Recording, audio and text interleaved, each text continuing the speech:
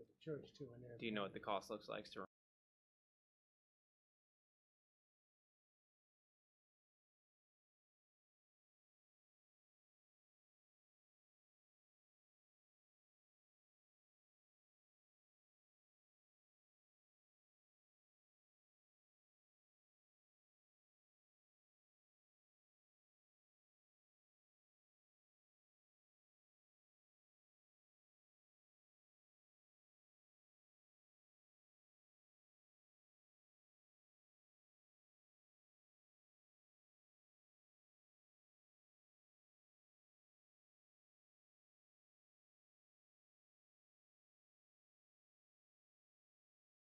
It's daunting. Yeah. Holy smokes! Yeah.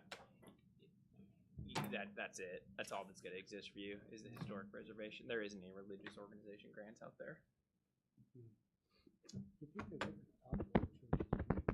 Yeah, but they keep the money for themselves. There's not like a rotating pot. That's right. That's right. Yeah. Oh, I'm still sore. Yeah, I've been in it.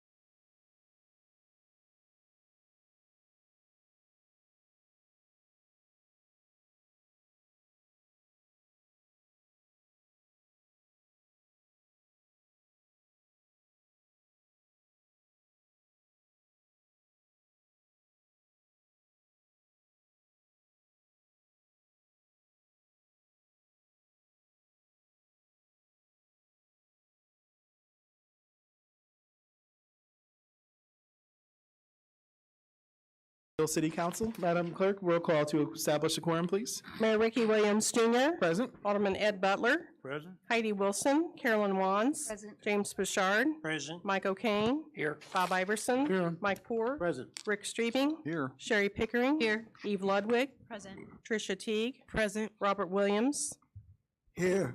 Darren York, Present. John Cooper, Here. 13 present. 13 present. We do have a quorum. At this time, we will have the invocation led by the Reverend Randy Downing from pastor of Rock Church, followed by the Pledge of Allegiance, led by Alderman Wands. Please rise. Lord, we thank you for your presence in our city. We thank you that we can see the evidence of your presence. We thank you that violent crime is down. We thank you that professional people are moving back to our city. People that have left are returning. We give you praise and you glory for that.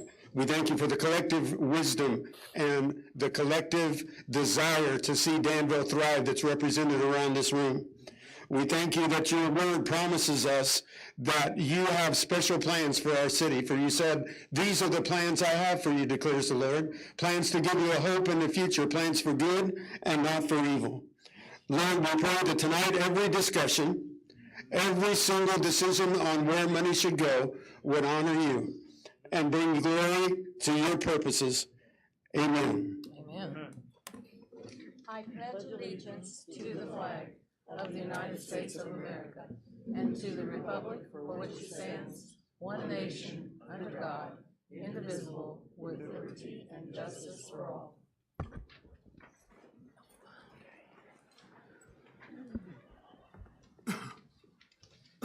You have before you the minutes of the December 5th meeting. Is there a motion to approve those? So moved. Second. It's been moved and seconded. Is there any discussion or debate? All those in favor, please signify by saying aye. Aye. Any opposed, same sign. Thank you. We've approved the minutes. You also have before you an agenda this evening. Is there a motion to approve the agenda? So moved. It's been moved and seconded. Is there any discussion or debate? Yes, Alderman Cooper. I would like to have additional time as far as the salary charts are concerned. I'd like to pull 11A till February 23rd.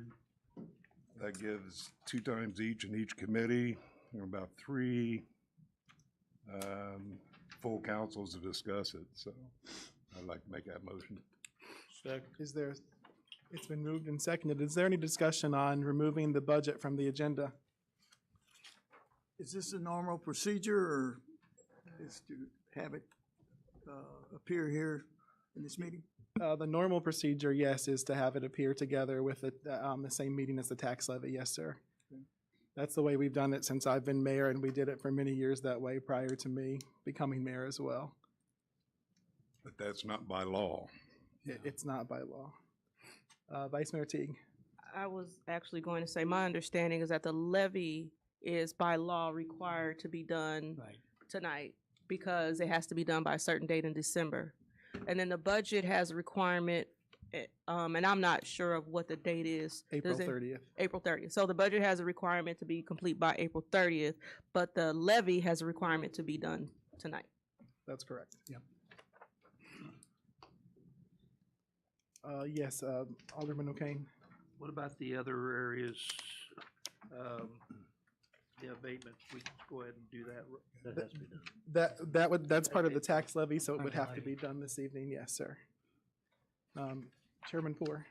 Yeah, I mean, like I say, we've always figured the tax levy based on what the budget for the next year was going to be. That's why it's been combined. It started under Mayor Eisenhower, probably the last 3 years of his term, and it's continued on through Mayor Williams' term. So it was always grouped together because the numbers that made up the tax levy basically came from department heads putting their input in on the budget and different things that were going to happen at that time. But yes, Vice Chairman Pickering. I would just like to say, I know through no fault of anyone here, with the wage chart, I have concerns about that myself that I would like a little extra time to look over too. I know we need to get the budget passed, for the departments. We want them to know what they're getting. But I just have so many questions about the wage chart, and I know we got it late, but through no fault of anybody here, it was because of other people outside that didn't get their data in. So I'm kind of in favor of this because of that. In favor of waiting until the middle of February? Yes. If we don't, I would just say that if we wait that long, you'll be giving your department and division heads at that time 2 months to plan projects for the year. And I'm not so sure it would take until February. I would even say postpone it until January. Have our next 2 meetings, but. Yes, Vice Mayor?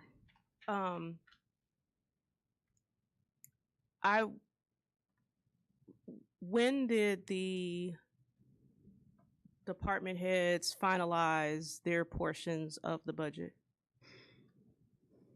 I mean, Current budget. they weren't finalized until, because we asked them to make some adjustments until very recently. Their initial proposals and stuff were in October and November. And then the projects that could be potentially delayed if we don't get the budget done until worst case scenario, April, since that's when it's required to be submitted. What would be the delays as it relates to those projects?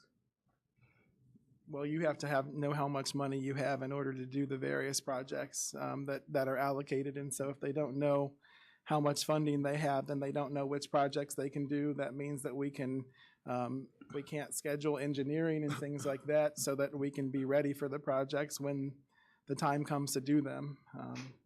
Well, I think, I don't know if I'm speaking for everybody, but the consensus that I've heard is that there's not concerns with the overall budget, that there's concerns with the wage study. Exactly. And, one of my biggest things as it relates to that is that employee compensation is a very serious undertaking. It's something that we want to, make sure that we get right. We took the time, spent, believe $60,000 it was for the wage study, to make sure that we actually got wages right. And what concerns me is that now we're rushing through the implementation of what we got because we're tying it to something that has a very finite and specific and early deadline. And the thing about compensation is that it ties employees to something that's going to affect them long term, not just the next year, but throughout their career. And so if we could potentially be underpaying an employee, and I've been an underpaid employee before. So if we're going to potentially underpay an employee, I don't want to be in that situation knowing that it could take them 5 to 10 years to get it right. I would rather us take a couple of months to look at it carefully and say, yes, we looked at this as it relates to every employee that we have to make sure that they're compensated appropriately so that we can get it right for them, because it's not just impacting the next year. For them, it's going to impact their careers. And it could take, like I said, a good 5 to 10 years to get compensation right if it's done inaccurately because of one budget change. And so for that reason and many others that I have written down, but I'm not going to go into those right now, I just feel like it makes sense to table it so that we can do our due diligence as a council and make sure that we are compensating our employees properly. What I would submit to you is if you have concerns about someone being underpaid, we have until April 30th to amend the budget and approve and increase their salary. So if it's a concern of underpayment, that is easily rectifiable, very easily. We've done it a number of times before. If you're concerned that someone would be overpaid, now that's different. But that also could be adjusted and corrected and removed out of the budget as well. I mean, if you so moved. I mean, since I've been here, we have reduced salaries, we've increased salaries. So it's not something that's abnormal to happen. It's not something that regularly occurs, but it is something that we have done, in the past. But at those instances, we've not evaluated every employee's salary at that time. We've only evaluated those employees who were in question at that time, or departments that were in question at that time, right? In terms of, we changed things as relates to union contracts and things of that nature, or we looked at, overall departments and said, okay, correct me if I'm wrong. We looked at overall departments and said, okay, this department needs to have some adjustments made for certain reasons. A year and a half ago, we actually assessed every position, and based on the compensation study that was done in 2015 and produced in 16, we increased dozens of salaries across department, across union, non-union, across management, non-management, because people had previously been promised that they would be brought up to the midpoint, and they hadn't been brought up to the midpoint. So we have assessed the entire city before and brought everyone up that was not at their midpoint just within the last couple of years. Okay, and so then in this iteration of the wage study, where the plan is to bring everyone to the min of the new, and I think that is a major concern for people. I've heard from multiple employees, I've heard from other aldermen, and I personally feel like that is not the best way to go about compensation, especially when you take into consideration that you could have someone who's been here for 15 years and someone who's been here for 1, and they both be compensated the same. And typically when you have a salary range, if you have a person who's been here 15 years and they had been compensated appropriately the entire duration of their career here, then they would have been paid higher than the person who just came in off the street 6 months ago or a year ago. And so to be able to put everyone at a min is a disservice to the people who have longevity. And that's one of the biggest concerns that I've heard from the multiple employees that have contacted me. I even had employees go so far as to contact my sister to try to get in touch with me to talk to me about this. So it is a major concern, and it needs to be looked at across the board. And we did do that. As you know, I submitted multiple proposals to you to do just that, and what I have proposed is that anyone who has been here 30 years or more would receive an additional $10,000 over what the wage study suggests, and that those who have been here between 20 and 30 years would receive an additional $5,000 to compensate for that. And that's good. I don't think it's enough for a person who might have been here 15 years or 19 years. I would have loved to have seen, there's issues and concerns that I have with the wage study. One of which is that we have quantitative data, but we don't have qualitative data. And quantitative data gets you started and gets you going in the right direction. Qualitative data then helps you to make appropriate decisions based on the quantitative data, to be able to look at it and say, okay, why did we get here? Does this make sense? There are lots of things that I would have liked to have seen that I asked 2 weeks ago for the, what do they call it? The compensation administration guide, to be able to at least understand how we came to the decisions that were made, but that hasn't been passed on. So it's difficult to be able to say, yes, I want to approve this when I haven't seen any of the additional information that was asked for. The compensation, the guide that you received says how they came up with those numbers. The compensation philosophy is only talking about the future. It's not talking about what they've done already. So this thing that says the project is concluding with a compensation administration guide that provides documentation on how employees at Danville will be compensated moving forward. Topics in the guide include Danville compensation philosophy, a description of how compensation program was developed, pay structure information, how base pay decisions will be made for new hires and current employees, and a description of how Danville will keep the compensation program up to date. That's in this? Because this is the only thing we have. That's a separate document, and it sounds like it's still being debated. So we're not going to have a final, it sounds like you guys haven't decided what that is yet. And so I'm waiting on more feedback from you to give to them to finalize that guide. So is what we originally thought of getting everyone to the minimum and starting from that spot, if we're not going to do that, we can't say that every employee is going to be compensated within this range. Because then if a new person comes in 4 months from now and we don't have employees that have been here coming to the minimum, we're not going to start new employees at the minimum, or are we?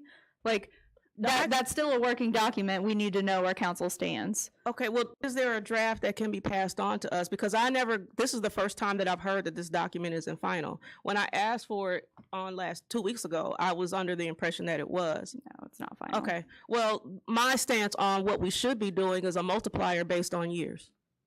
That if you've been here for 5 years, it should be different than if you've been here for 1 year. Now, what that multiplier should be, I don't know. But I haven't seen a guide that says, well, this is what we're doing. What I've seen is just this. This is at the front page. This. So the summary. Yeah. So if all we have is a summary and there are lots of questions and concerns about it and no additional information was provided based on the questions that we asked or the things that we asked for, I can't see how, I'll speak for myself, I can't see how I in good conscience can vote for this when I had questions and concerns that were not addressed. If the questions and concerns have been addressed, then maybe I could see proceeding, but nothing has changed except for the longevity piece that was discussed. That's the only change that's been made since the conversation, and the things that were asked for were not provided. So I'm in favor of tabling it because otherwise I'm voting no. Yes, Vice Chairman. I spoke at Public Works, and I completely agree with what the Vice Mayor said. One of the things that we even talked about just now is the minimum. We have someone like Lisa leaving, and we're finally getting her to the point where she should be. If we have someone coming in to take that job, is that person now going to be paid at the level that we had finally put Lisa at? That doesn't seem right. My concern isn't so much with the money as much as it is the categories. Why is someone put in the 8 level or the 6 level, or why are two that look like the similar thing in 2 different levels in the ranking? I don't have an answer to that, and I don't think that could be explained to our satisfaction. And also, we're talking about putting the tax levy and the budget together.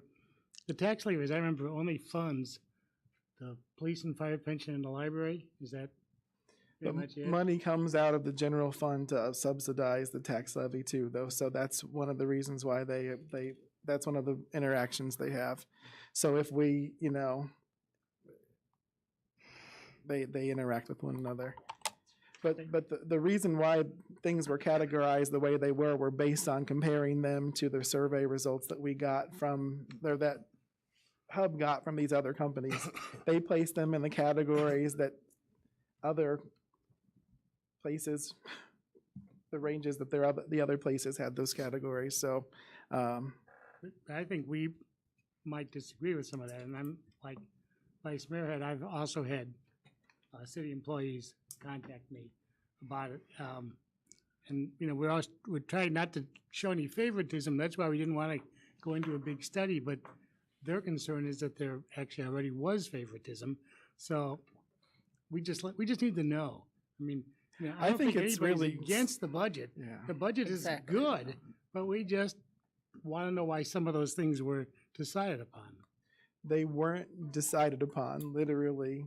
We were given information, and then we were given information based on what how other cities categorize their people, and that's it. The question that I have for you all is, how do we decide? Okay, so what?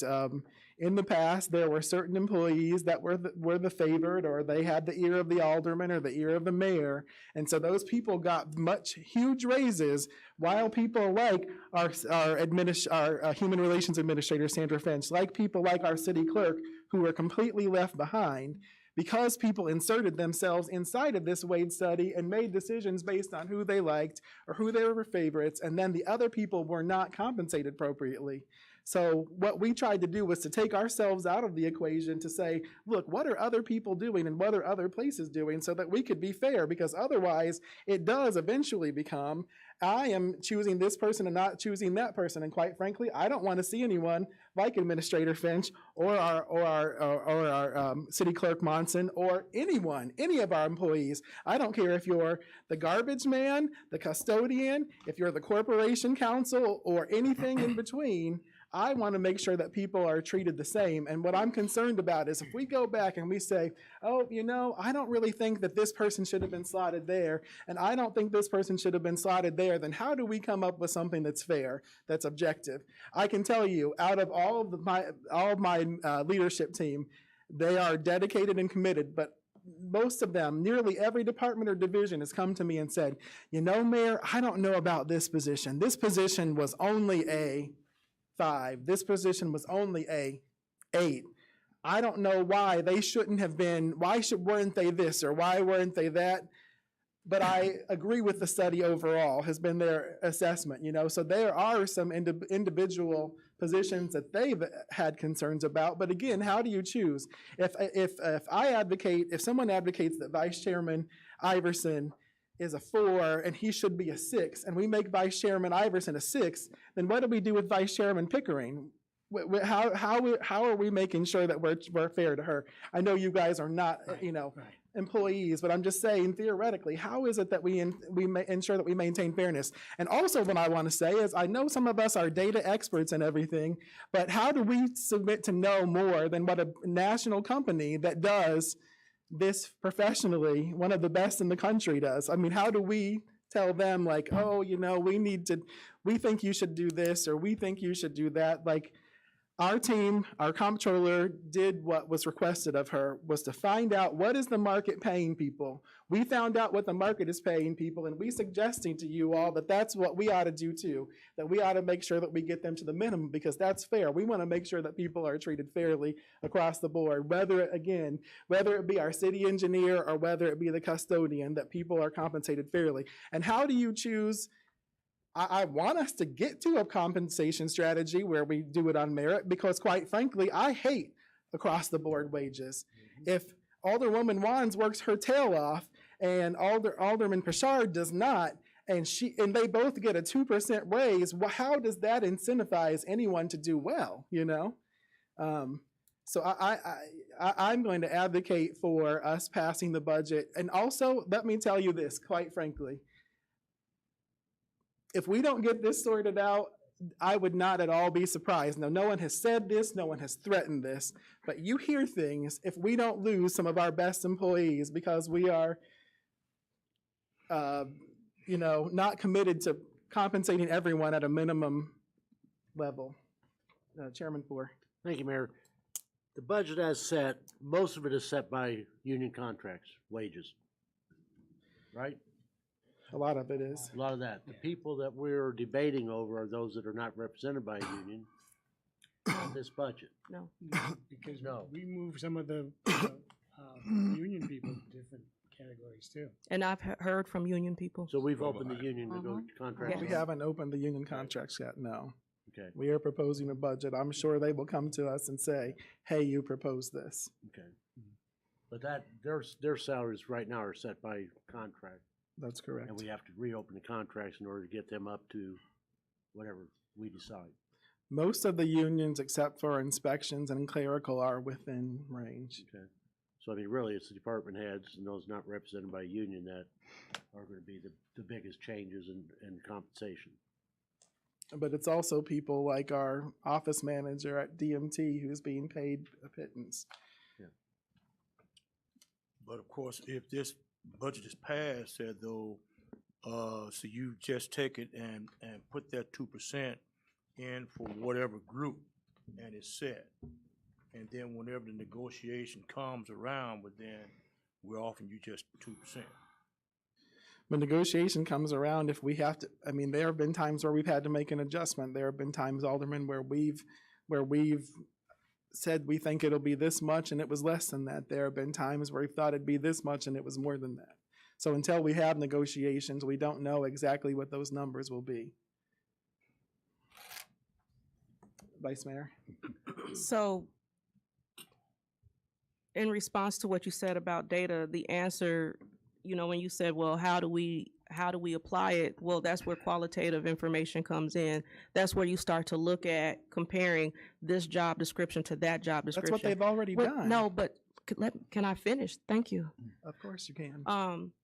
So when I asked the question, did they receive job descriptions from the other cities? The answer was no. That what they did was sent job descriptions and then let the other cities send back the title and the compensation for the closest position that was 75% closest to ours. So what it doesn't take into consideration, and this is why I asked the question, because what it doesn't take into consideration, if someone here is overeducated or highly educated or has been in a position for 19 years and has multiple certifications and multiple degrees, it doesn't take into consideration what they're being compared to. And we don't know if the person that they're being compared to has the same number of years, experience, or education as the person that we have on our staff here.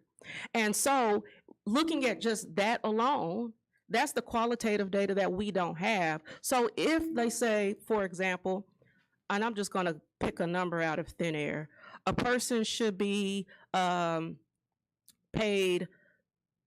$30 an hour and our person is paid $20 an hour, but based on education, experience, and longevity, our person should probably be paid closer to $35 or $40 an hour. We don't have the data to be able to look at to see. All we have is the numbers. That is my biggest concern. The other concern that I heard from employees is that we actually have concerns from some union employees that we might not be able to keep employees because they are concerned about undercompensation and that they're not able to compete with other employers in the area, and that there's going to be concerns about being able to keep staff, and that there have been resignations recently. Now, I don't believe that was tied to the wage study. I imagine if somebody was looking for a job, that started before the wage study came out. But I do think that it is indicative of the fact that certain positions are undercompensated. And if we're wanting to compete with other employers in the area, even if it is for starting level positions, that we might need to look at that. And those employees in particular are concerned that they are being undercompensated. I don't know if they are, I don't know if they're not, but I think we need to look at it. Because what we don't want to do is end up in a situation where you have, entire departments decimated because they had a bunch of resignations at the same time. The question I would ask, just specifically about that, is our union members pay dues to their union to advocate for them for wages. The city was under no obligation to do a wage study for our union members, but agreed that we value every employee, whether union or non-union. Why has their union not gone out previously and done a wage study for them? They have access to their job descriptions. They approve every one. The city led the charge on this. So then to weaponize the study we did that says they're within range, I don't feel is fair. That's just my 2 cents on that. That's a conversation to be had with the union. I'm just speaking on the things that were brought to me as alderman. And as aldermen, they were compared to other people who do their same jobs in other cities, many of which are wealthier than ours, and they were found to be within a competitive range. Yes, Alderman Ludwig. Well, my question is, how long would it take to receive the qualitative information that we would need in order to determine wages? Because if it's going to take beyond April, our wage study took quite some time.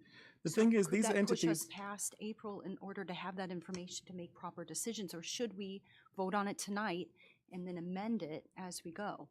The problem I have is that these folks are not going to give us qualitative data. We had trouble getting survey responses just for the general data. So they're not going to tell us to give us an employee profile. Just imagine if we had to sit down and do a profile of every employee and say, okay, this position's been here 25 years and this person has a master's degree and this person's been here 2 years and they have no degree and this person's been here. They're not going to give us that data. They've already given us the data that they're going to give us, and quite honestly, they had trouble getting that. That's why we had to ask them to go out and get more information, because Urbana and Vermilion County didn't even provide the quantitative data for us. Yeah, yes, Vice Chairman. To me, this is a problem. Had we gotten this 2 months ago, we probably wouldn't be talking about this now, because we would have been able to hash it over. which no fault of anybody's here, that's just the way it happened. But that's my concern. We just haven't had long enough to really look it over and get some of these questions answered. My request to you would be that we vote on it tonight and let it pass up or down. If it doesn't pass, then it doesn't matter. We have time to work on it still, but I think that I hope, my request to you all is that we will vote on this evening. And if it's voted down, again, like I said, we can come back and address these other issues, but I would ask that you allow us to vote on it this evening. Yeah, my concern is the same as Sherry's, because it hasn't. We got these charts, the last council meeting. No, you've had them for 6 weeks now, and we've had 5 meetings since then, 4 meetings since then. So then we started, And no one has asked. we go in that back room and we go, well, we're gonna add these 2 people, give them extra. Now I get another email, there's 11 people added to it. This is over a $500,000 expense. It should be coming in through at least discussions in each committee before we make a final decision on it. And we have not got that. That's my concern, and I agree with Trish and Sherry and Bob, all 3, but I think it needs to be coming through each committee before we do anything with it. It has come through each committee. No, it hasn't. It has as discussion as part of the budget, every committee. Yes, it actually has. When we found out how much money was going out. You've known that for 6 weeks. Fine. So, all right. The motion is to table this until, I'm sorry, Vice Mayor Nguyen? Did you say? Or Cooper, who made the? Said February. February. I think he said February. Yeah, February. You gave a specific date. Yeah, I thought I did. Go February, to appease Sherry on this, would be February 6th. February 13th would be the full council. That'd be the first full council in February. February 6th would be the first, Yeah, Chairman. 13th. Okay, Yeah. 6th. And Vice Mayor, you seconded it. Do you entertain a Mr. friendly? Butler I'm sorry. seconded Would it. you Butler entertain a seconded. friendly amendment to make it the 6th instead? Oh, yes. Okay. So if you vote yes, you would be tabling this until February 6th. If you vote no, you would be allowing it to be voted on this evening. I would ask you that you vote no and allow it to be voted on this evening. Madam Clerk, roll call, please. Alderman Williams, No. York, No. Cooper, Yes. Butler, Yes. Wilson, Wands. Instruction, is it? No. If you want to vote on the budget tonight, then you vote no. No. Pashard, No. O'Kane, I think it's too long to wait. I want to say no, but if you want to push it off 2 weeks, it wouldn't have bothered me. But Iverson, Yes. Poor, No. Streebing, No. Pickering, Yes. Ludwig, No. Teague. Yes. 5 yes. 5 yes, the motion fails. You have before you an agenda for this evening. There's been a motion to entertain. All those in favor, please signify by saying aye. Aye. Any opposed, same sign. Thank you very much. Now my report, I do not have any proclamations or board committee or personnel appointments. Are there any reports of boards, agencies, or commissions? Just as a reminder, the MLK committee is still accepting donations for scholarships. Administrator, did you want to just say a brief word? Yes, we're preparing for the 2024 King Celebration, and we are still accepting donations for that event. The event is going to be held on January 15th at St. James United Methodist Church. The first event will be the march, which we start lining up at 10 o'clock and we start moving at 10:30. And then at the church, the service will start at 11:30. Our speaker will be one of our former scholarship recipients who received a scholarship in 2000. Her name is Catrice Kirk McKenzie, and she will be our speaker. And also, I wanted to mention that we're going to have a special tribute to Mrs. Mary Thompson for serving as our chair for 25 years.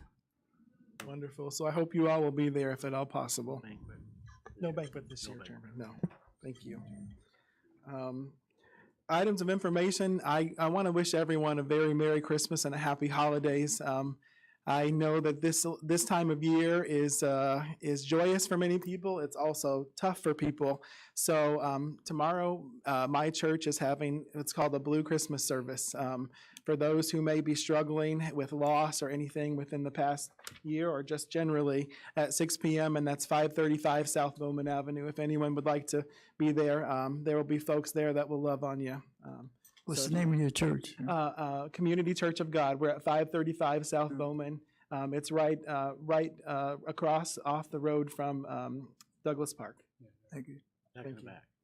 Yeah, it's back off the road a little bit, Alderman. So just you got to look for it, but right across from the ball fields at Douglas. What's the time on that again, Mayor? 6 o'clock, sir. Yes, sir.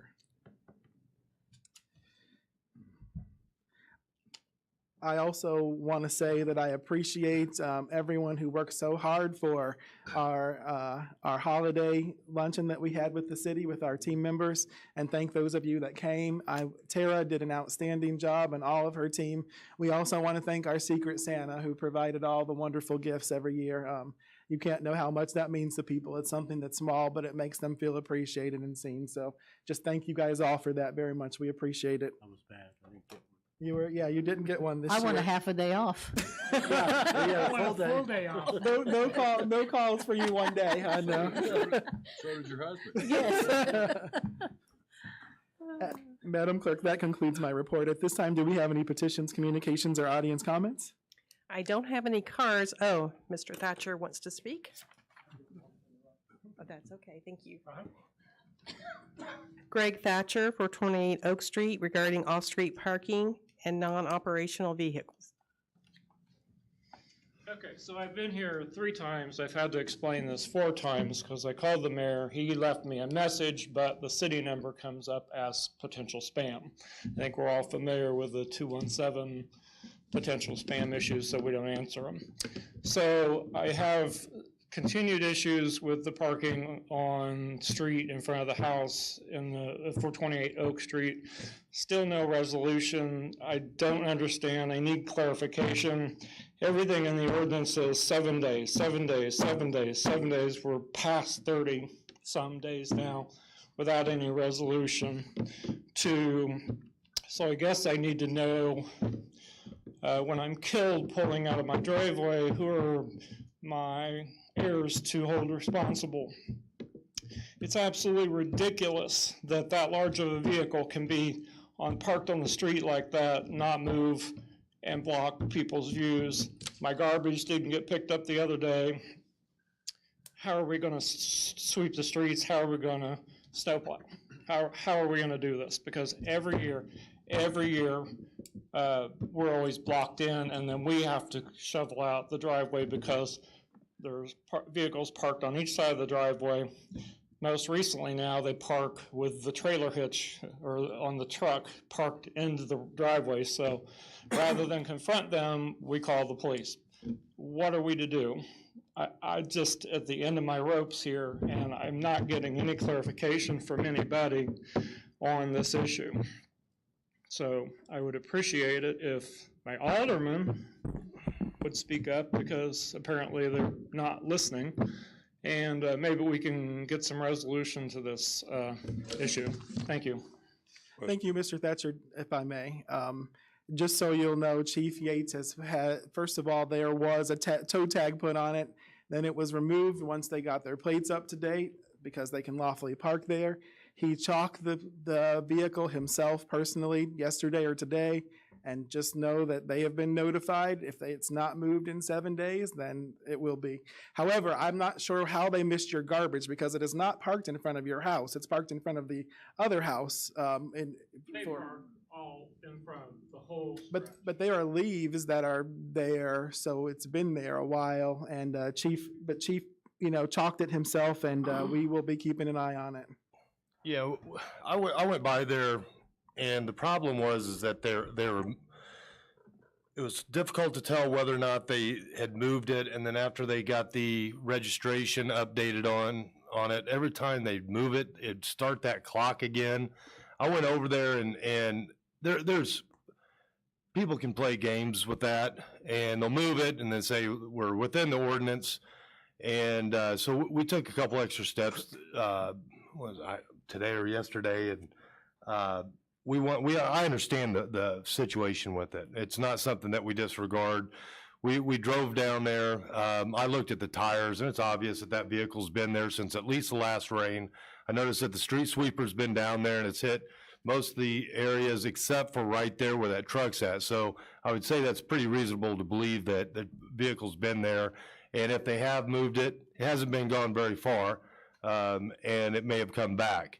I think at that point, we need to cite it.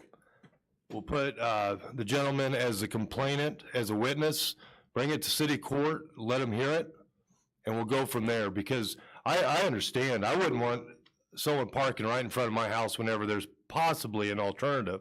But it's very frustrating. I understand your frustration, but unfortunately, there's different things within the ordinance.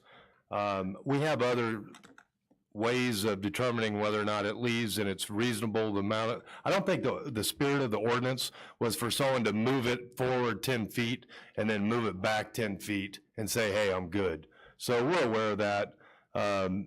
I actually signed someone specifically to that, but keep in mind, you know, that's something we're dealing with because we understand your frustrations. It'd be very difficult to do that for every vehicle in Danville that we have an issue with, but we're trying. Well, the truck even says Danville metal stamping on it. Alderman Cooper. You know, and I agree with this guy. This is his six weeks. It's the third time he's been here. It's taken 6 weeks to get this resolved. Something needs to be, I really don't want to see him again, you know. Well, when someone complies with the law, what would you like us to do? It's always his fault. No. I didn't say that. I said when someone complies with the law, what would you like us to do? Well, somebody needs to talk to him and say, this is what's going on. I don't even know if anybody's talked to him. We have talked to him. Okay.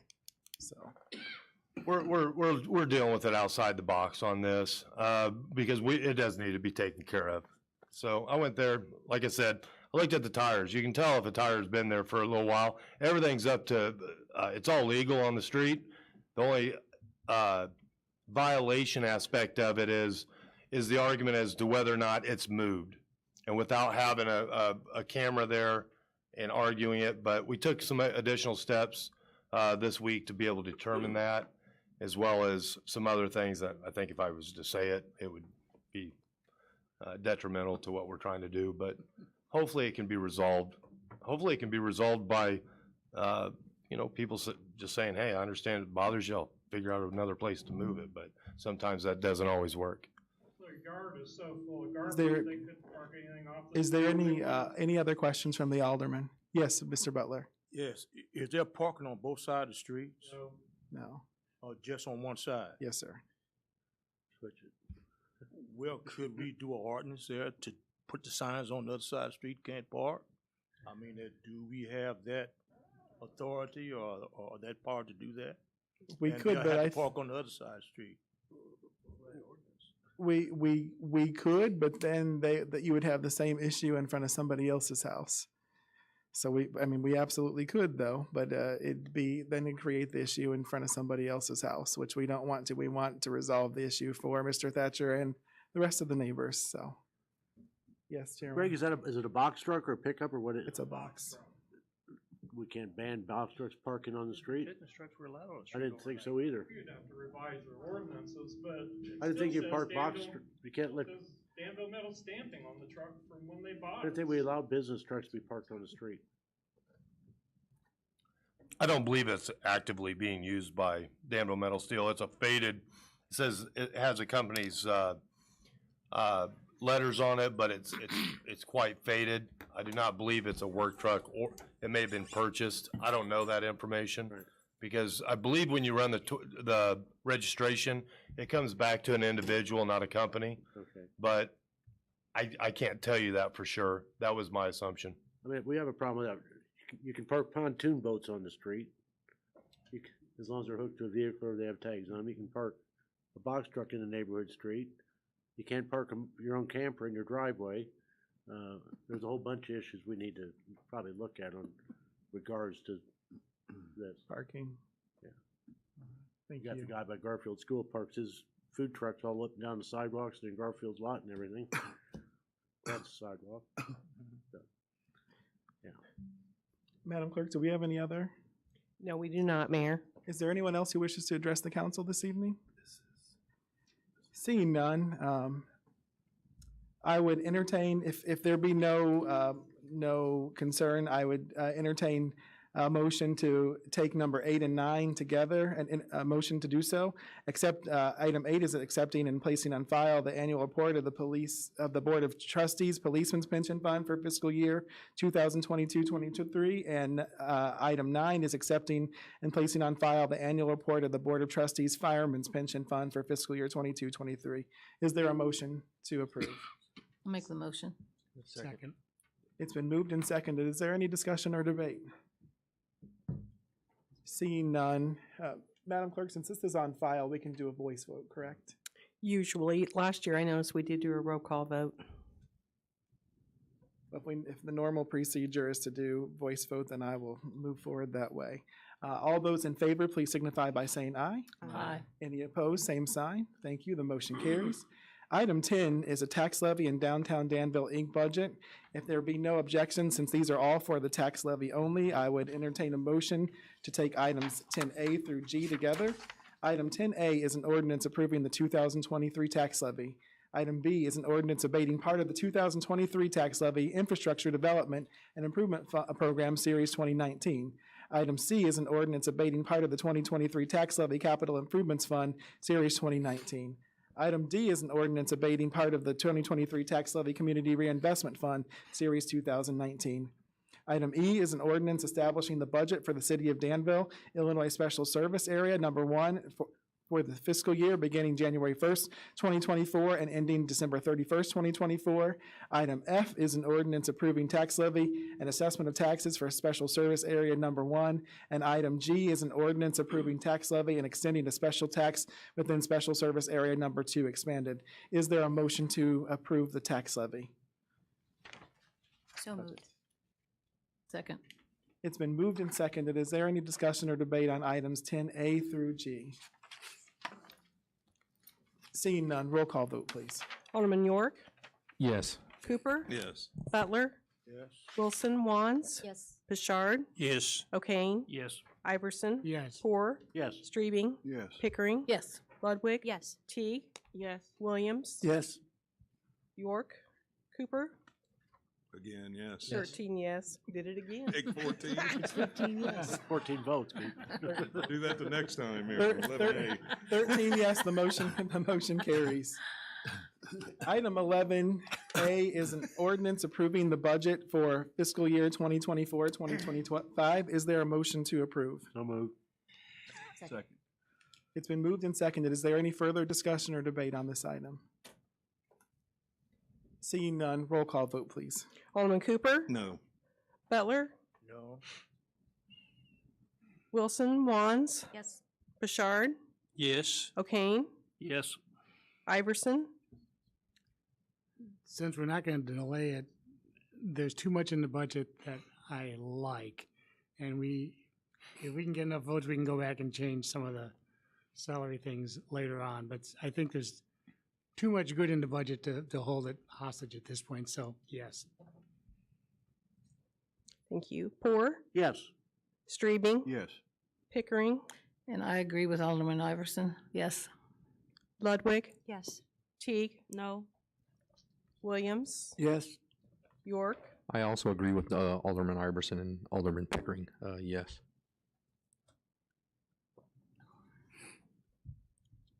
9 yes. Madam Clerk, I thought we had 10. Oh, yes, I'm sorry. I had scribbled something incorrectly. It's 10 yes. 10 yes, the motion Excuse me. carries. Did Cooper get to vote twice again? I'll Thank do you it. very much. Give me another.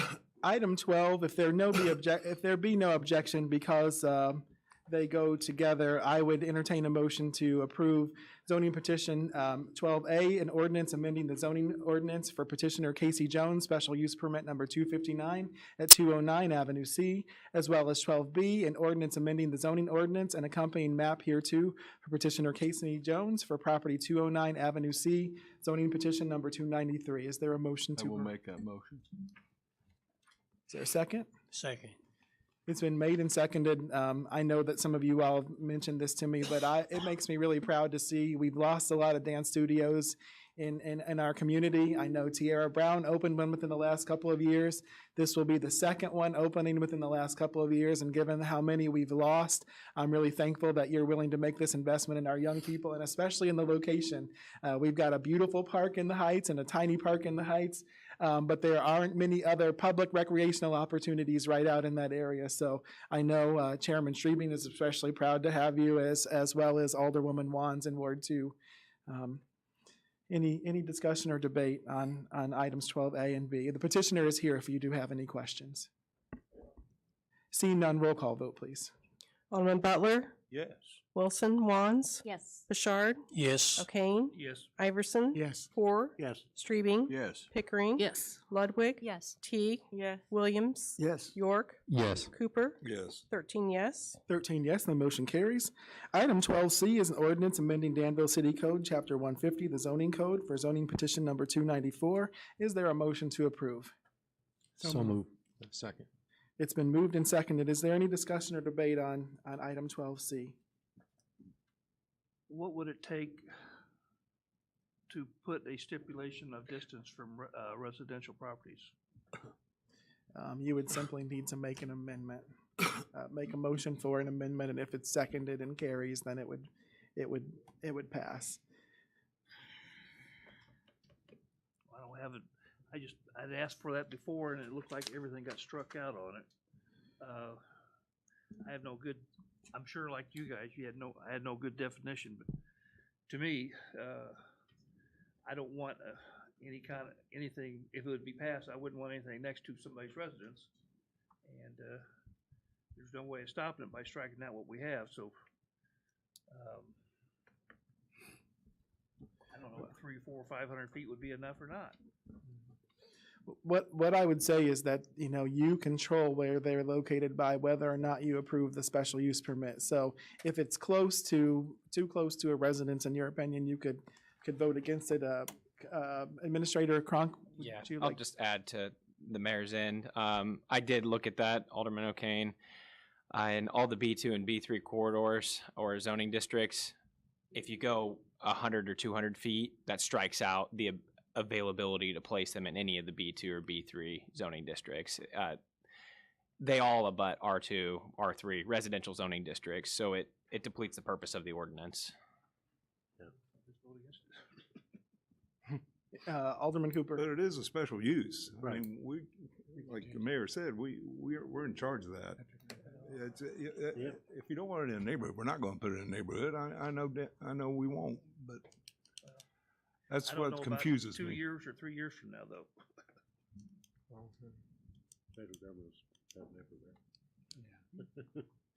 I just would say that I support this ordinance specifically because you all would then control where places are located with special use permit.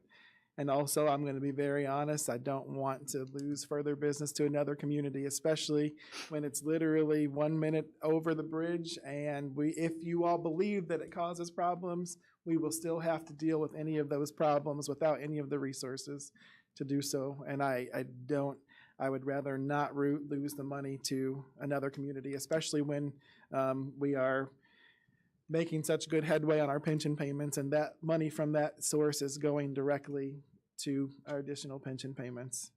Chairman Boer. And just be for low, but the way our zoning maps were drawn years ago, and we started allowing business to locate in residential areas instead of in the business districts, we pretty much hamstring ourselves into anything that we would want to do like this has to go at Lynch Road. That's the only area that's outside of the residential areas according to zoning maps, right? Correct. The way that, So yeah. they can go nowhere other than Lynch Road the way it is now. And this allows it to open up, north or on South Bowman and different places, South Gilbert. Vice Chair Pickering.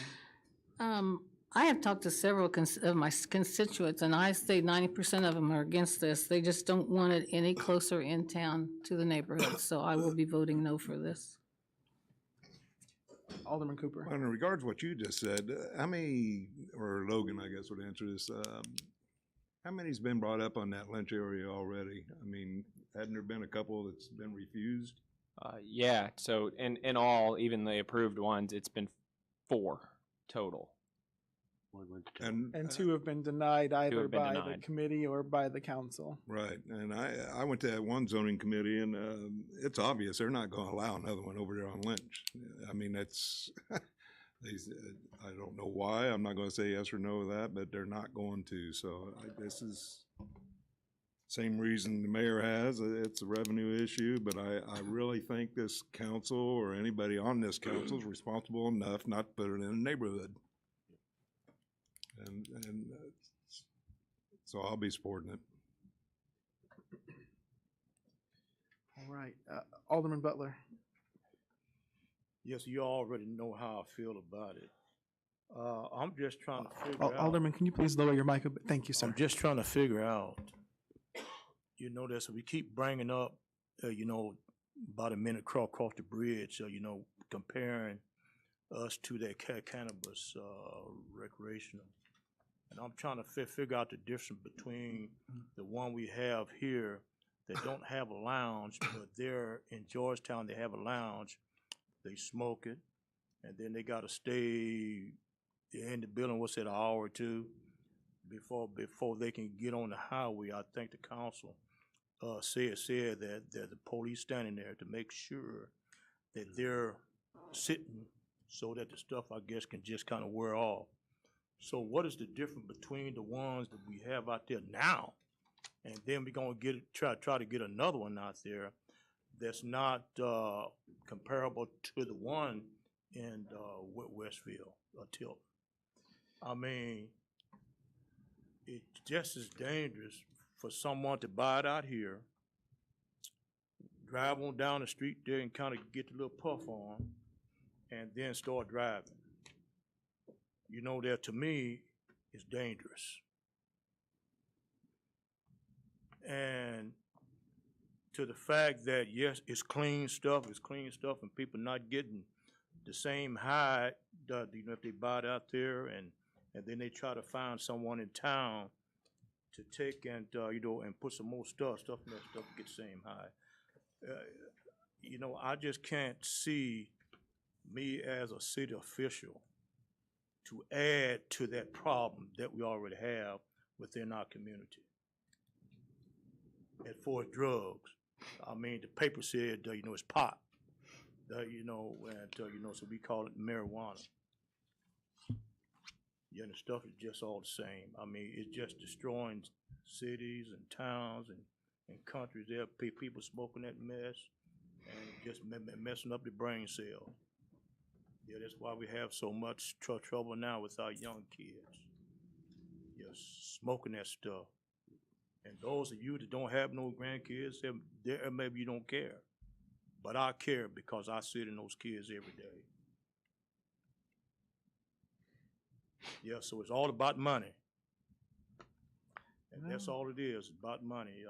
They making too much money over there. Well, we need to kind of make some money here.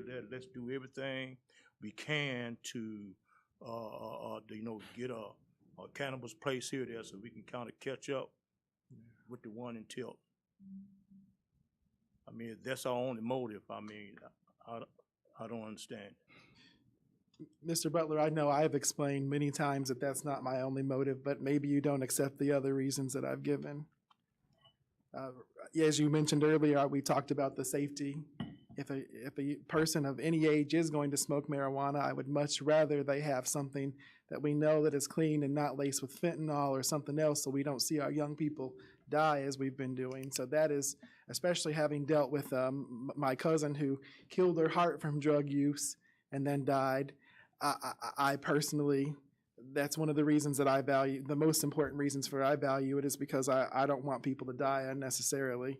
The second thing that I would say to you outside of the money is that if it goes in Tilton, which it will, it's not a matter of if it doesn't come here in Danville. If they don't come here in Danville, they go nowhere. They are going to Tilton instead.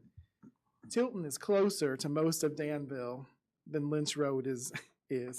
So if you say that it's very problematic and it's causing all of these issues, if it's causing all of those issues, whether it be anywhere in Danville or it be in Tilton, we're still going to deal with those issues if you believe there are. I don't believe that legal marijuana creates these kind of additional issues, but if you believe it does, literally Tilton is closer to most of Danville than Lynch Road and other places are. And so those are the other three reasons that I would provide, but it's certainly not only the money. But what I am going to say is if we're going to deal with the issue, I would rather have the money to deal with the issue one way or the other. Absolutely. Yeah, well, what I'm concerned about is that, I could care less about the other cities selling the stuff. I represent Danville.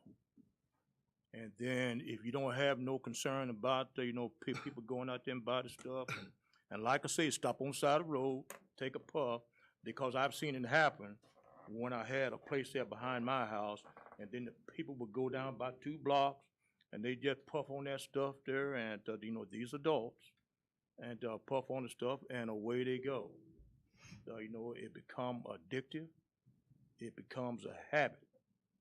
And then we're fighting every day there to try our best to get these kids not to smoke that pot. And, for this city to add to it, we're part of the problem too. When our policemen there got to stop and search the cars and find the dope or the pot in the cars, and then you arrest them. Why arrest them? Leave them alone. So, you say we got it in the community anyhow, just leave them alone. Let them, go up and smoke. That's the way I see it. That, it's all about the money. And then if that's the way you feel that, about the kids gonna get it anyhow, and it is what it is. Vice Mayor Teague. 2 points of clarification. Number one, the state, when they legalized the businesses and identified the areas where those businesses could go, and the state legalized 4 dispensaries in the Danville area. Whether or not they come to the city of Danville is up to us. Whether or not they come to the Danville area is up to the state.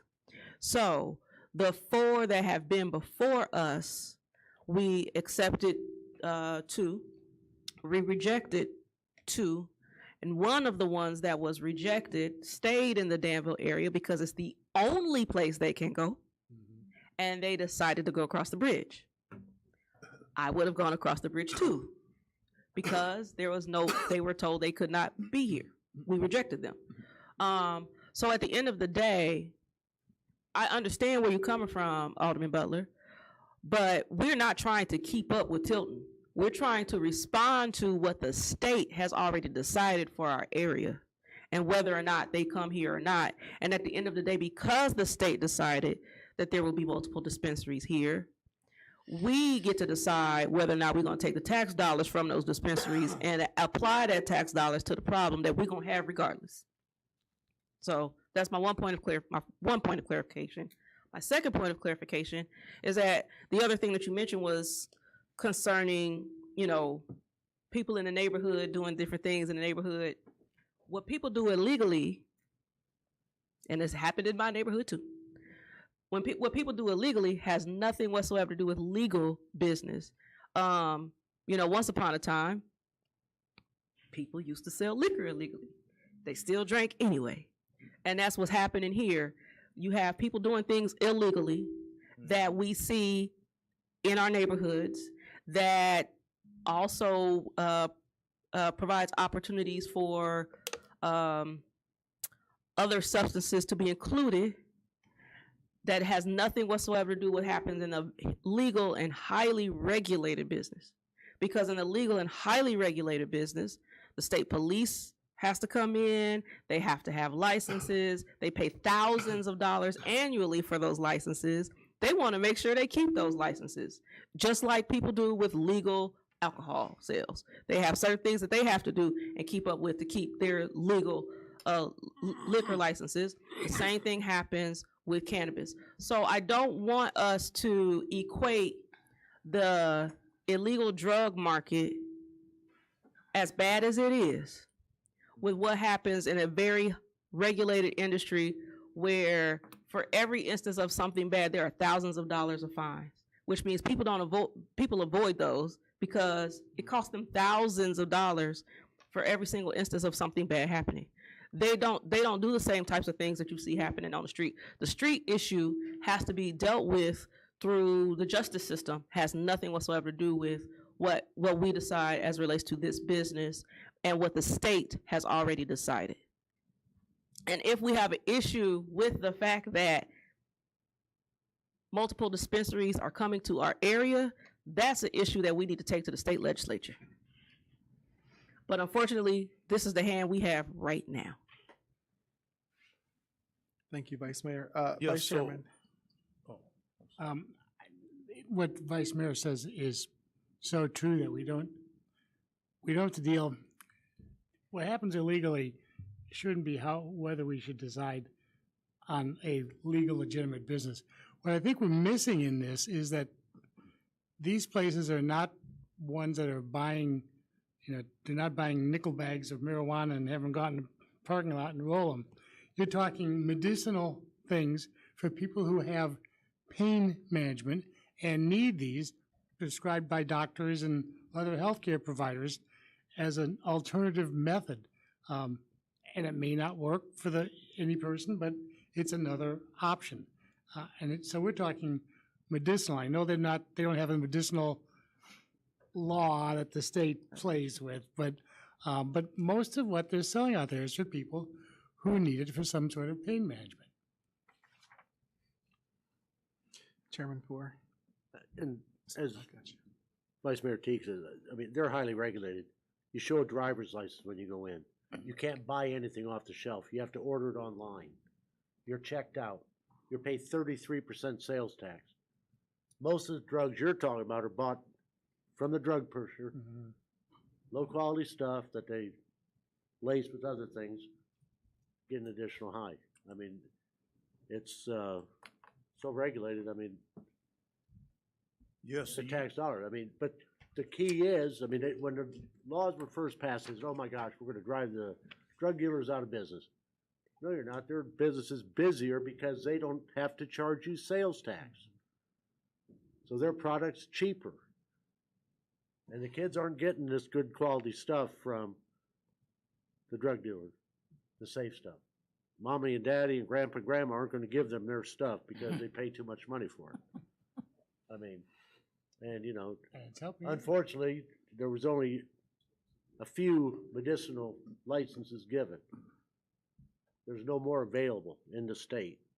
Champaign has one for medicinal and one for recreational. All the ones we're getting are for recreational, where you have to be an adult over the age of 21. You have to give them your driver's license. You have to pass the screening. You have to have ordered online. They have all your information. And, by the time you get out of there, you can buy one thing and walk out. Maybe it costs $30, but you've paid $50 because of the sales tax. Something you don't do with the low quality stuff that's on the street. So most people that are using it from these facilities are responsible adults. And a lot of them do use it for the CBD and the CBN benefits, not for the THC benefit. Alderman Butler, did you? You're right, you're getting kind of comical here now. To me, it is. I mean, these are responsible people, you say. And now I can't see any responsible person to word that you smoking that stuff, then you got to lay back there for a couple of hours, for it to wear off. I mean, now Are you saying, Alderman, is that I can go out here at Sunnyside, yeah, to buy me some pot or a joint or marijuana, and to recreation, you know, it's not for my medical or anything like that, just to get me a puff. I have to order it, Yes, and I can't get it right then. no. You have to order it online. They have computers in there, tablets. You put in all your information, they'll work with you. You order it, they go to a special room where you're not allowed. They put it in a drawer, they pull the drawer out, give it to you, check you out, pay your tax.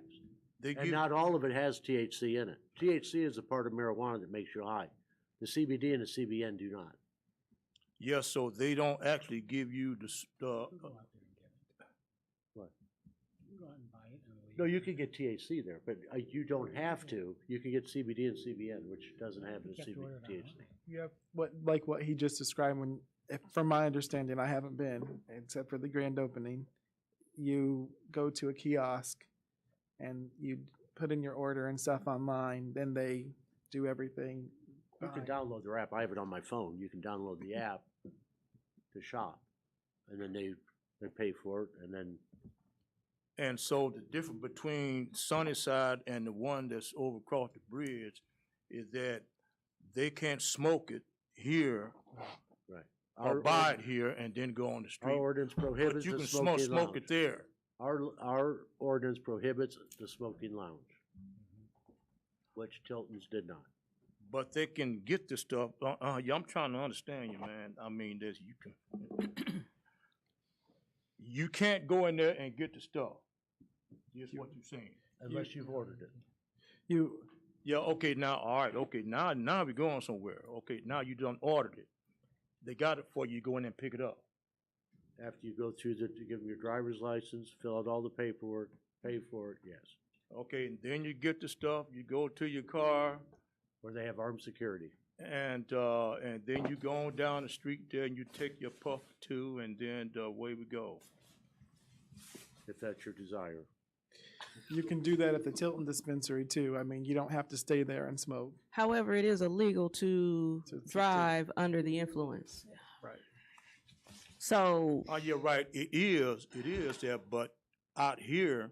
They're not driving. What's gonna prevent that person done order the stuff, go there and pick it up, and then go out to his car and drive maybe about 3 or 4 blocks, park in some parking lot. The same thing that prevents people from driving under the influence of alcohol. If they're gonna do it, they're gonna do it, and if they run across Officer Yates or any of our other police officers, they'll get arrested. There's nothing to prevent them from breaking the law, but the law is the law. So if they break the law, they're subject to be arrested. If you drive under the influence of alcohol or marijuana, you are breaking the law. No, you're right. I understand all that, you know, I'm just trying to look out for my city. You know, that to be a part of this pot ring that's going on within our city. I mean, it's ludicrous. I mean, it's just all about money, and we don't mind seeing people get arrested, get you know, all smoked up, doped up, however you want to put it. I'm just. Vice Chairman. I understand where Alderman is coming from on that, but there's a lot of perfectly legal things that you can buy in stores and use them for illegal purposes afterwards. And that's where cannabis is at this point. It's illegal to buy in the store. We can't stop people from doing something illegal later on. There's lots of things I say we can buy in stores. You can buy knives at Myra. That doesn't mean you can't use it in a crime somewhere down the road. I don't think we can just say anything that could someday be used illegally shouldn't be allowed to be sold in a store. Yes, Alderman Ludwig. My biggest concern is with this proposed amendment is that there's no distance restriction from residences. Although there would be the requirement of the special use permit, we can't bank that the rest of us are gonna vote against it to be in somebody's basically in their backyard. I mean, this could be on Fairchild, Vermilion Street, Main Street, Gilbert Street. The kids and families would be passing by this. Everybody would say, this is what Danville represents. This is potentially bad for other businesses in the area. So I'm concerned about the kids as well, so that's where I stand, and I'll be voting against it. Yes, Alderman Wands. One of my concerns is that we can control it now as far as where it's situated. Alderwoman, thank you. But 5 years from now, this council is not, most of us won't be sitting around this table. And I don't want one next door to me. And there's no guarantee of that. So without distances and the other things in it, I can't. Yes, Chairman Streaming. Well, I'm going to say probably 23 years ago when I come on the board, I had 30 bars in Ward 2. The ordinance for new places to be able to sell liquor. And we had the one that was where the big hospital had their place for a while. It was a store. And because somebody forgot that there was a church right behind it, they had to scrap it. They had to build certain walls. And County Market had to build walls and everything else in order to be able to sell liquor in their stores. This is no different than what we're dealing with liquor stores. And I really think that if you guys didn't want to do this, you shouldn't have voted on it less than a month ago and made the city administrators, everything jump through hoops to get it to this point. All we're wanting to do is be able to look at some place if it comes to town. So right now, the rest of them aren't going to go out on Lynch Road. So I'm going to vote for it. Put them through all the time and all the effort to get it to this far. The zoning commission's looked at it. We've still got a hold on it. So.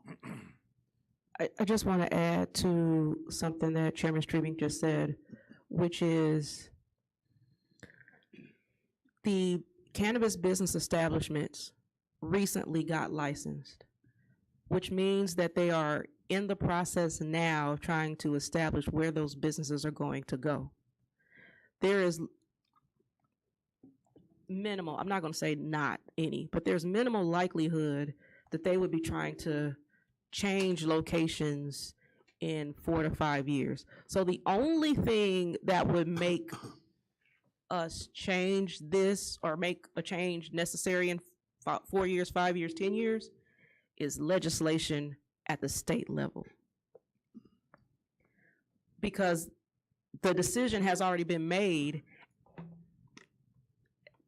more than 3 years ago now. These people have been trying to get licenses since 2020. So the decision has already been made about who's being licensed and where they're going. And they're trying to get up and going as quickly as possible because those licenses cost thousands of dollars annually.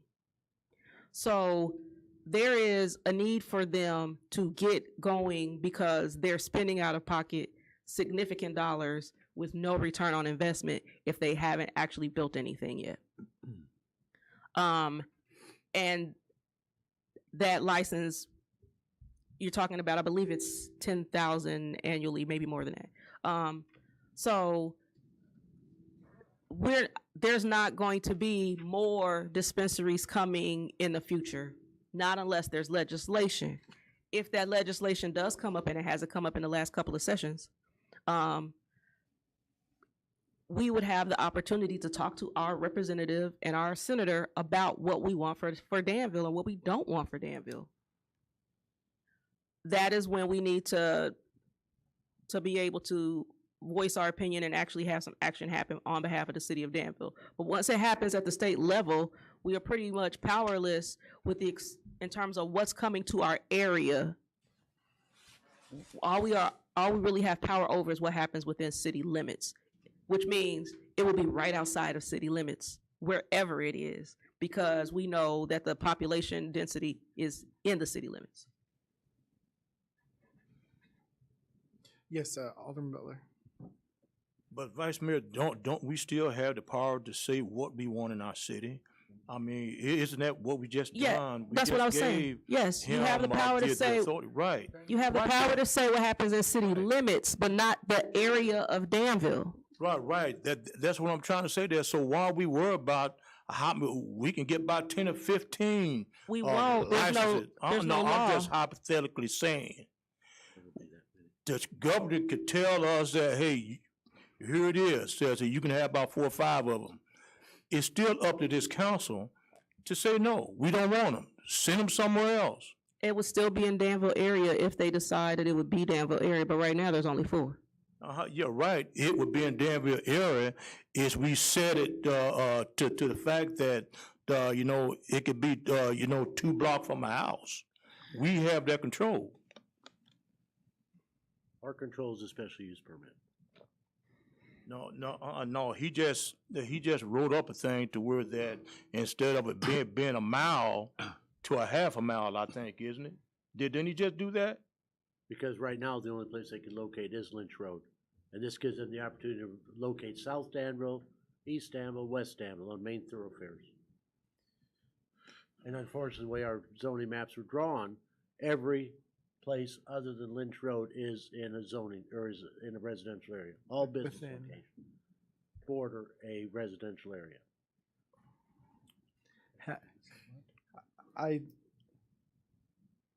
I don't anticipate that at this point anyone is going to change their mind, so if it be acceptable, I would move to call the question. Yep. I would entertain, Madam Clerk, roll call, please. Alderman Wands? No. Bouchard? No. O'Kane? No. Iverson? Yes. Poor? Yes. Streebing? Yes. Pickering? No. Ludwig? No.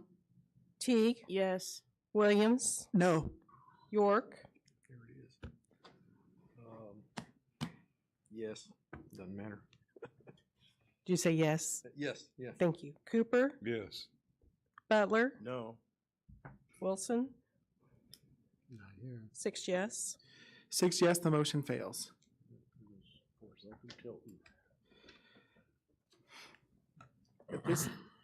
The one thing that I would say to you is that if this council publicly expressed a willingness to allow the additional dispensaries on Lynch Road, I do believe that the zoning commission would likely consider that. I mean, we had an opportunity for them to build on a 5-acre site that would have allowed for more extensive development. And so that's something that I think, not tonight, but I think we should discuss very soon. That way we can we can let folks know if this is still a possibility on Lynch Road, because I do think that there's the possibility for that. And I'm still acceptable to that. It seems like we have a majority of people who would nearly, if not unanimous, at least a vast majority would be amenable to Lynch Road. So I think Administrator Conk and I need to have some conversations with our commission and see what they think. So didn't our last ordinance change basically allow for more on Lynch Road, but we rejected the one on Lynch Road?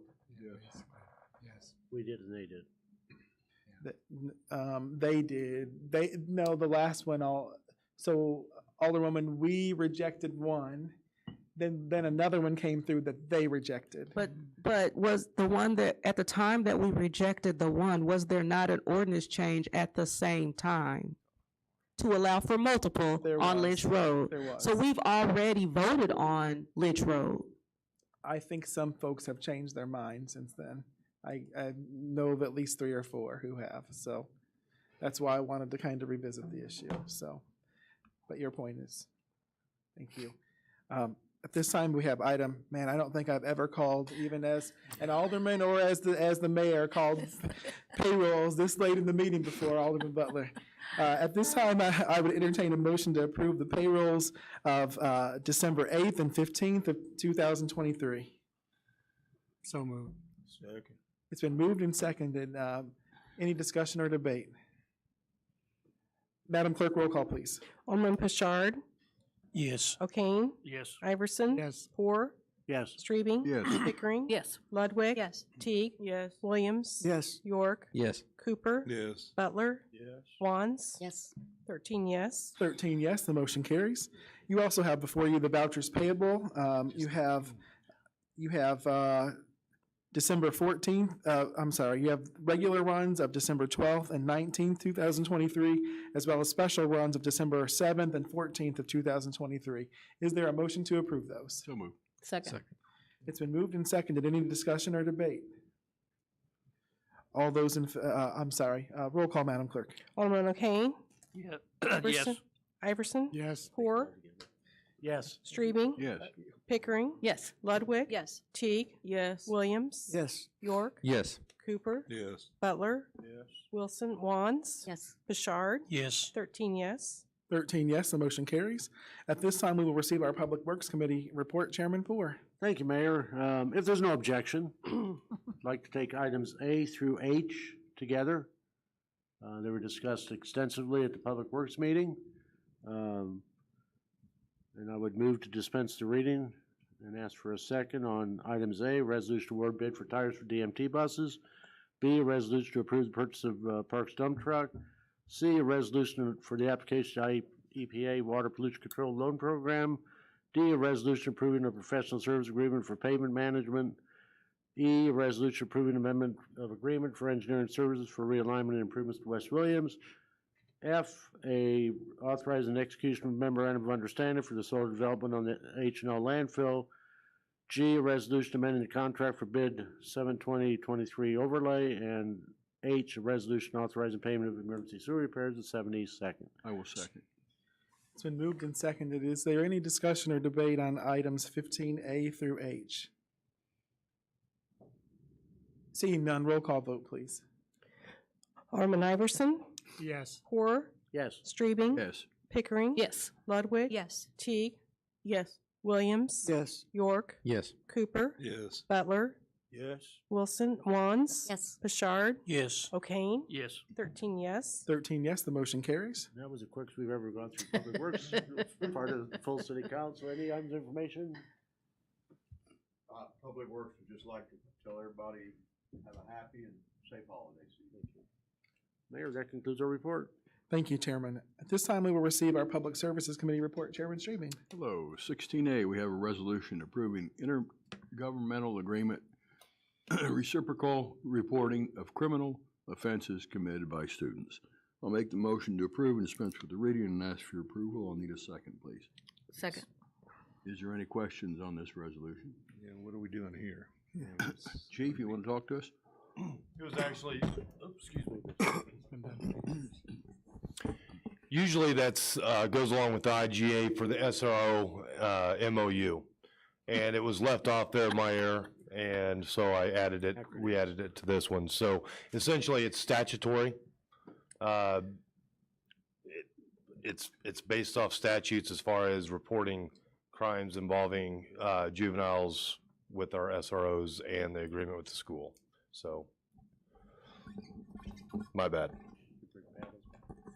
I think we need more initials. Yeah. More initials. More initials? Okay. Any further? Is there anything further on this resolution? Any other questions? If not, roll call, please. Chairman Poor, Yes. Chairman Streebing. Yes.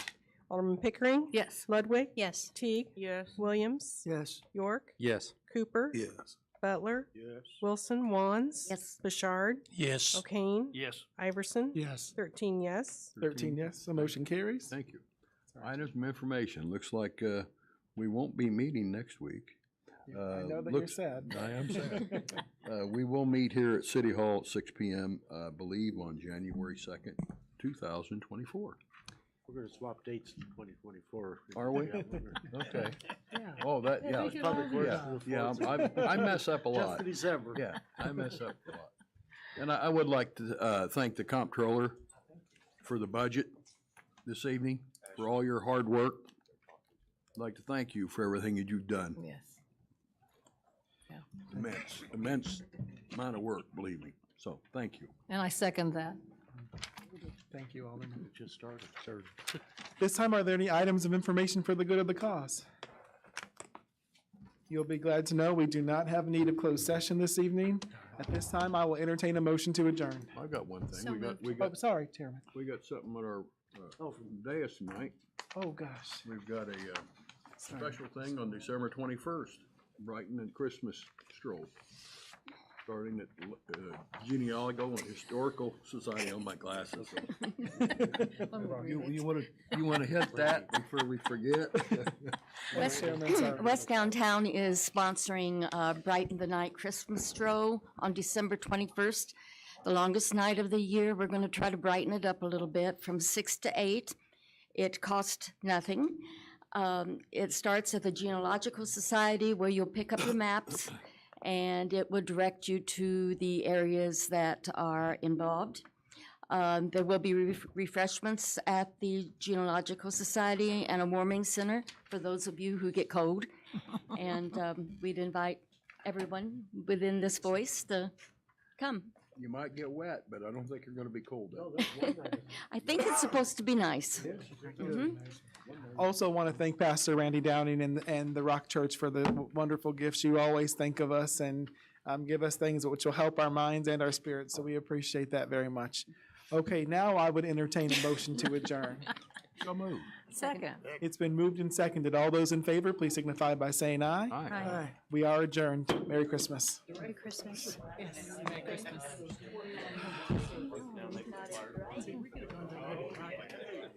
Well, you know,